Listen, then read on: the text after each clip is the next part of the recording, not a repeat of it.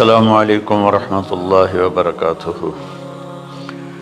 الحمد للہ الذی بیدہ الملک وہو علی کل شیء قدیر، هو الاول والآخر والظاہر والباطن وهو بكل شیء علیم، واشہد ان لا الہ الا اللہ وحدہ لا شریک لہ، واشہد ان سیدنا ومولانا محمدا عبدہ ورسولہ، ارسلہ بالحق بشیرا ونذیرا وداعیا الی اللہ بإذنہ وسراجا منیرا، صلی اللہ تعالی علیہ وعلی آلہ وعلی اصحابہ وبارک وسلم تسلیما کثیرا کثیرا، اما بعد فاعوذ باللہ من الشیطان الرجیم، بسم اللہ الرحمن الرحیم۔ ان ابراہیم کان امۃ قانتا حنیفا للہ ولم یک من المشرکین شاکرا لانعمہ اجتباہ وہداہ الی صراط مستقیم، ثم اوحینا الیک ان اتبع ملۃ ابراہیم۔ وقال تعالی فلما اسلما وتلہ للجبین ونادیناہ ان یا ابراہیم قد صدقت الرؤیا انا کذالک نجزی المحسنین۔ میرے محترم بھائیوں بہنوں، میرے عزیزوں، بچے بچیوں، پوری دنیا کے انسانوں، اللہ کرے میرا پیغام پوری دنیا میں پہنچے، مسلم بھی سنیں، نان مسلم بھی سنیں، کہ اچھی بات تو لینی چاہیے جہاں سے بھی ہو۔ عید قربان جس کو ہم کہتے ہیں وہ قریب ہے، 5 دن 6 دن باقی ہیں۔ یہ ابراہیم علیہ السلام کی سنت ہے، اور میرے نبی نے اس کو زندہ کیا۔ بیچ کے زمانوں میں یہ نہیں تھی، اس کو میرے نبی پاک صلی اللہ علیہ وسلم نے زندہ فرمایا، اور آپ اپنے عید کے موقع پر 2 جانور ذبح فرماتے تھے، 2 دمبے، ایک امت کے لیے اور ایک اپنے لیے۔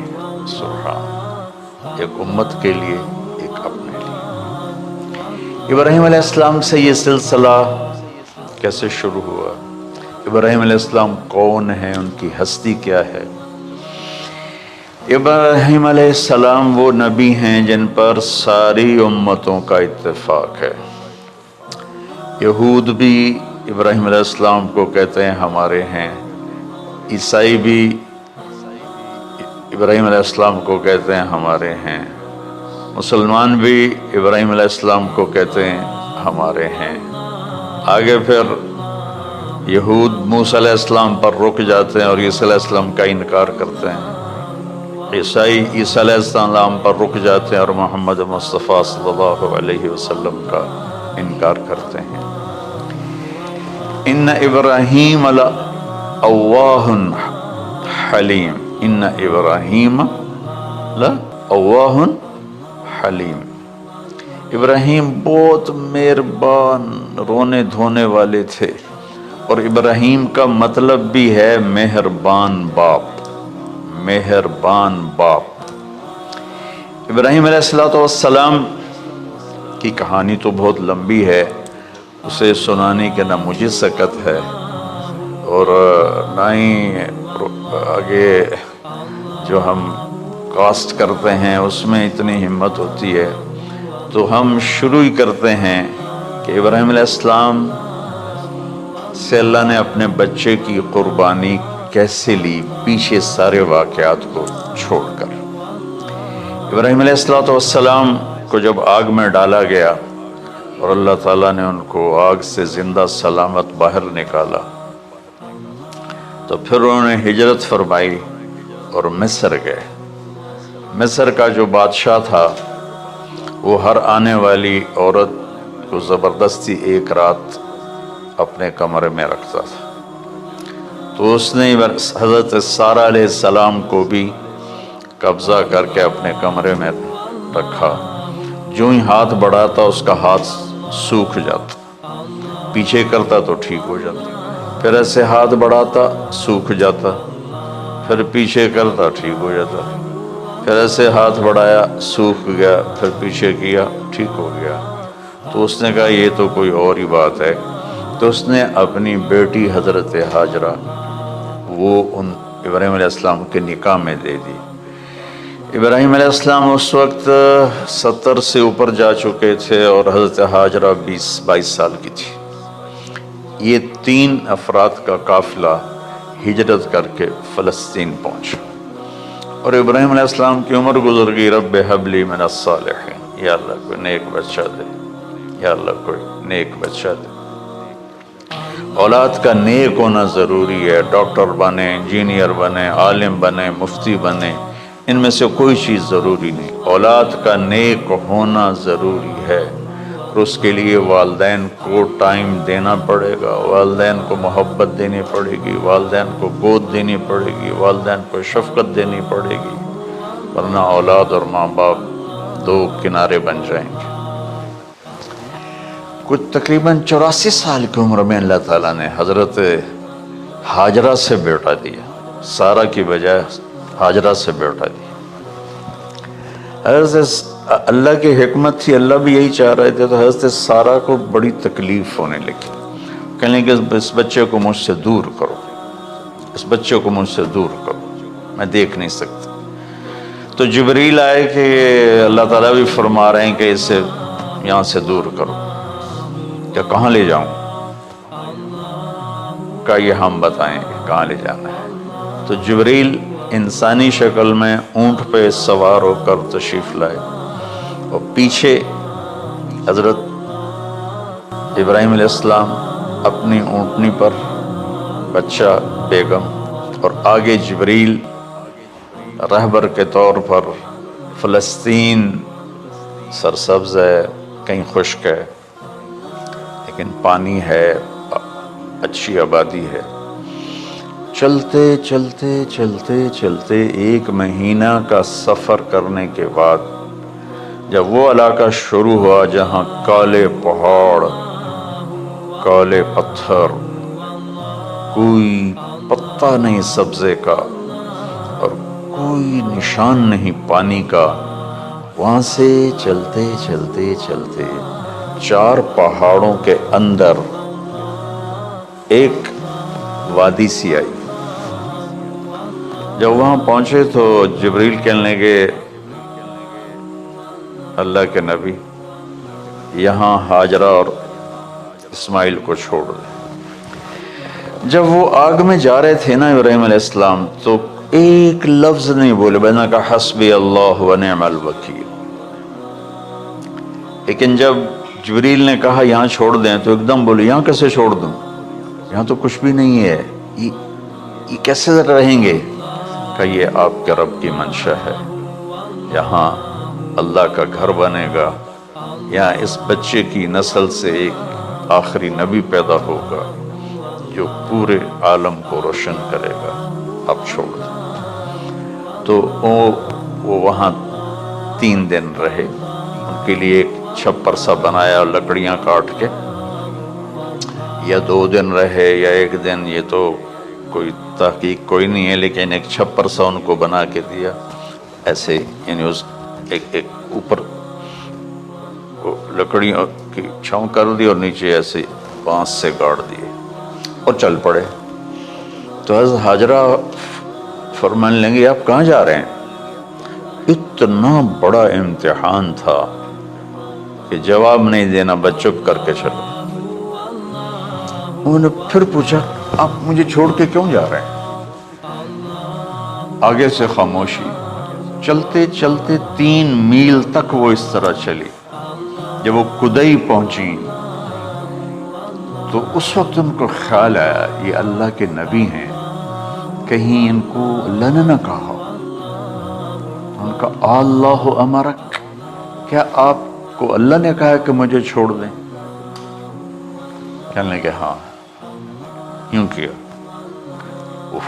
ایک دم ایک نئی ہاجرہ نے جنم لیا، کہ اذن، یوں گردن، اذن لن یضیعن اللہ، جاؤ پھر میرا اللہ مجھے ضائع نہیں کرے گا۔ ابراہیم علیہ السلام بوجھل دل کے ساتھ پیدل چل رہے تھے دونوں میاں بیوی، اونٹنی پہ سوار ہوئے، اور وہ اپنے بچے کو گود میں لے کر ایسے کھڑی ان کو دیکھ رہے تھے۔ یہ کوئی مہینے کے لیے نہیں جا رہے تھے، پتہ نہیں ہے کب واپس آئیں۔ اجدے بچھڑے قد ملن گے، جانے رب رحمان۔ دیکھتی رہیں۔ انہوں نے ایسے پہاڑی کے اوپر چڑھے کہ اونٹنی نیچے اتری، تو پھر انہوں نے منہ موڑا اور واپس اس وادی کی طرف چلی۔ کیا وقت تھا، صبح تھی، شام تھی۔